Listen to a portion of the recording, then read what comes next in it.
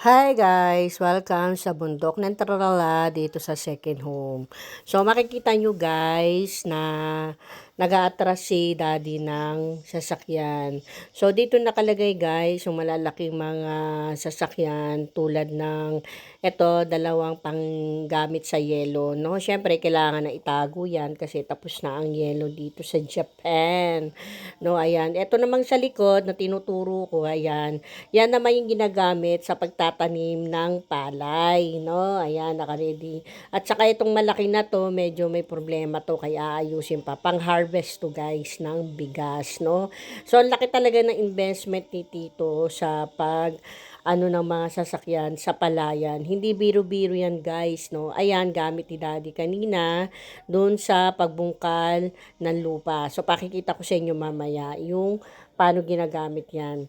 So, ayan guys, ilalabas niya muna yung inaano niya sa likod kasi para maipasok niya yung isang ginamit niya kanina, no? Ayan. So, pinag-aaralan nga niya kanina kasi nga hirap na hirap siyang ilabas kung paano. Yung pala, ganito lang, ayun, nakuha din niya yung technique paano niya makukuha. Kasi totoo lang guys, first time ni daddy gawin to kasi usual, ang gumagawa nito ay si Tito.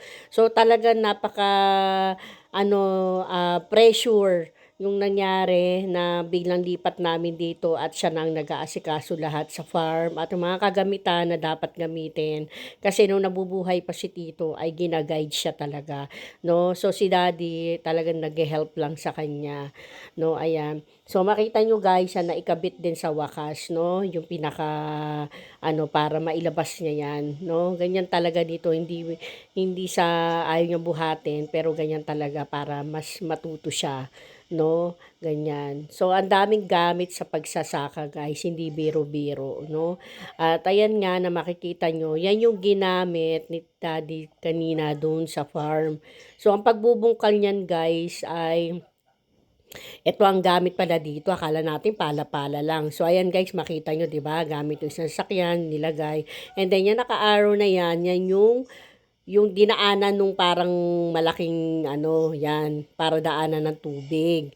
So ayan guys, papakita ko sa inyo, yan no, 'di ba? Parang merong sa ilalim, no, pagbubungkal niya. So Diyos ko, grabe talaga pala dito, hindi biro-biro yung mga pag-iinvest ng mga gamit. So ito naman guys, may sira ito, no, yung pag-ikot ng motor, yung sa kadena. So kailangan 'tong maayos or bumili ng bago dahil dito talaga lumalabas yung pag-harvest ng bigas, no? Yung talagang natanggal na yung mga dahon-dahon. So, ganito po ang buhay namin dito sa second home, guys, no?